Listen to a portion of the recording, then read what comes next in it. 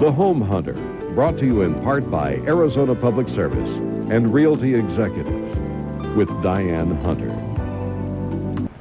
Time for our remodeling segment. Please welcome with me two special guests, Steve and Jim Kowalski from Kowalski Construction.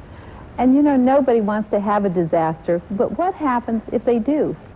First and foremost, people need to recognize they need to hire a professional to take care of that, and that they're going to go through some emotional changes.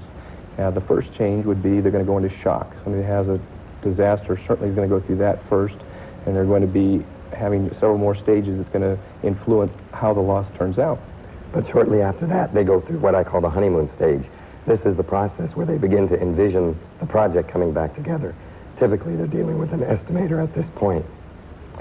Certainly after that point, they're going to go through a point where they're very upset. They've didn't plan this, the why me syndrome, and they're certainly going to react, maybe emotionally crying. We need to explain that to them, that they're going to go through these stages so they can address that with themselves, family members, and get through the process.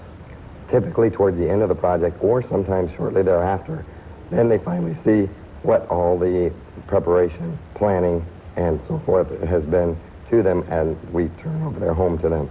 At this point, it's very important for them to be able to move back in, have the support of their family, get their contents back in order, and begin their lives anew.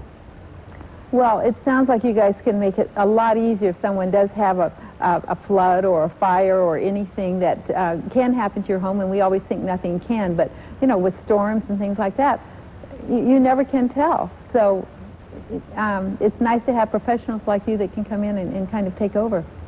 Indeed, and explaining that to the people before they experience it certainly gives them greater peace of mind as well. Well, thank you both very much for joining us this morning. I appreciate it. Thank you.